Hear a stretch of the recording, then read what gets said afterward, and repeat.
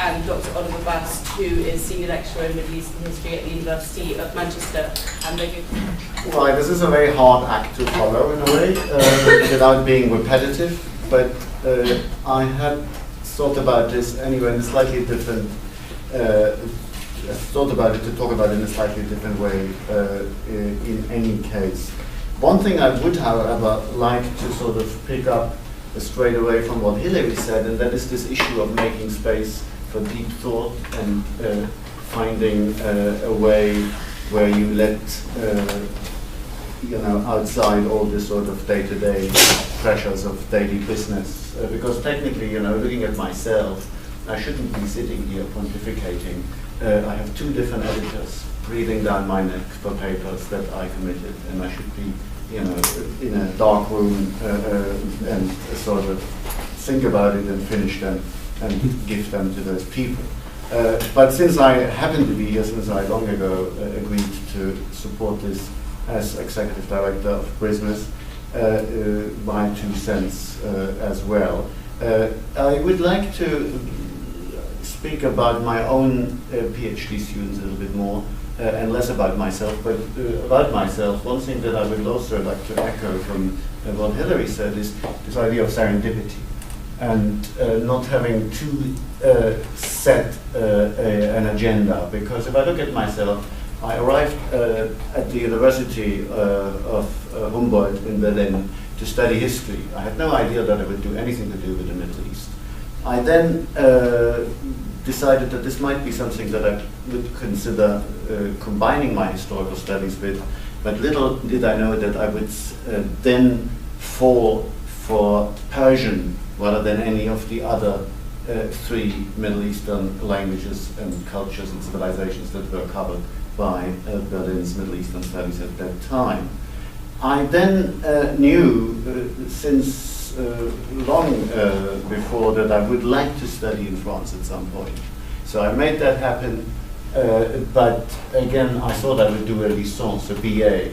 But when I arrived there, everyone said, you must be mad, you have the wherewithal and the qualifications already to do an MA. So I did an MA, although I arrived in Paris thinking I would do a BA. And again, then I thought I would be doing something that would be more concerned with history, but I ended up working in Persian studies.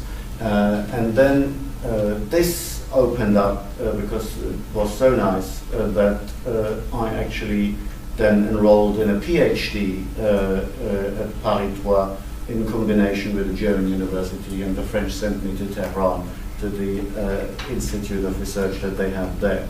And in a way, one thing led to the other, and I could not have, when I entered, as an undergraduate, the hallowed halls of what used to be the University of Berlin, known that I would end up being someone who would teach Middle Eastern history at the University of Manchester. So leave a little bit of room for chance encounters, for sort of opportunities that open up, and have your antenna sort of open for these sort of opportunities, and pursue them when a chance presents itself to pursue them. Now, if I look at my own doctoral students, and I have, I can say, led to submissions of their PhDs, 11 so far in my career. And there's one thing that sticks out. Again, we speak about careers in Middle Eastern studies here. It doesn't necessarily have to be, and I think this is more true even now than it was at the days that I entered into doing doctoral studies. It doesn't necessarily have to be a career in academia. Of those 11, if I look, there are only 3 that are now lecturers, or since 2 of them are in America, or in Northern America, so they are assistant professors. One works for the Foreign Office, one is a management consultant, one is a journalist, another one works for a think tank, as a policy wonk, if you like. So there are other careers out there. If only I look at what my students did. There are also now amongst those you might have counted There's one who's in a postdoc, and 2 others are actually currently trying to pursue postdocs or jobs if they manage to get them. So the careers are diverse, and I think it's worthwhile to keep an eye, especially in this day and age, where certainly in most of Europe and also certainly in the United Kingdom, the funding for higher education seems to be very much squeezed, and especially in the arts and humanities, and that probably includes the degree also the social sciences, i.e. what we kind of cover here. It's not stem cell research or engineering. It's not that any amongst us will discover something like graphene, similar materials that gets them the Nobel Prize. That is one point. The other thing that I also wanted to stress in this regard, I wanted to speak about the balance, and I want to speak about 3 of my students, and let them call, let's say, on the one hand, Dave, and then we take the leader of the opposition, Jeremy, and in the middle there's Boris. So they have certain characteristics. Dave is someone who managed to get a very prestigious graduate teaching fellowship to support their doctoral studies, and really got into teaching, contributed to the teaching agenda of the department at many different levels, is still a legend amongst the students who encountered them at some point, and is generally, an absolutely gifted pedagogue. But over all of this, they didn't really ever manage to put any of their brilliant research into the academic public domain. So there was always that hurdle that they didn't really jump over successfully. Another one, let's say Boris, he is someone who has latched onto the idea of getting out, as Hillary said as well, early into, not to sort of hold back or fear that this might somehow allow others to run with the material, and is turned into a veritable publishing machine, to my great astonishment as well. But never managed to get his hands on any sort of meaningful, marketable teaching opportunity. And then, so the third one is someone who contributed to a lot of teaching, also did strategically manage to publish an article somewhere on the back of which they got a book contract.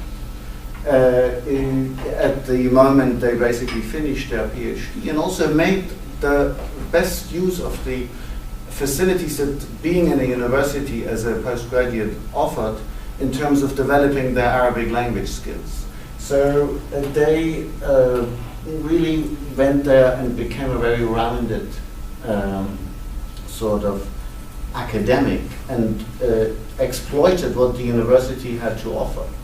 Even though, unlike the other 2 that I mentioned, they didn't really push any of those things very much to an extreme.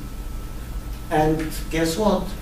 That person is now the most secure and the most advanced in their academic career, in their chosen path of being an assistant professor in this case. While the other 2, with all their amazing sort of super duper achievements in either teaching or publishing, are not yet as secure even though one is an assistant professor without tenure at the moment, and the other one on the verge of getting a prestigious postdoctoral fellowship. But what I'm trying to say is, try to get your hands on a bit of everything. I think teaching experience, especially in this day and age, where certainly in the arts and humanities, the income that universities hope to be able to get from teaching, and where undergraduate numbers become a factor that university administration decides about the worthiness of hanging on to a particular subject is so important, is something not to be underestimated. So getting the balance right really is something that leads to success in this regard, I would think. So to sum up, basically, is to say, serendipity comes into it as much as you should have a plan. A plan is there to have it so that it can be altered. B, do not discount other careers, because if one only thinks the academic one is the one, then one might close doors that open up needlessly. And thirdly, try to pursue that sort of roundness, which, especially if you think of the academic career, you need to have a bit of both teaching and research, and also obviously that sort of little extra that Hilary talked about, getting yourself out, become part of a student network, be a rep in an organization like BRISMES or BIPS.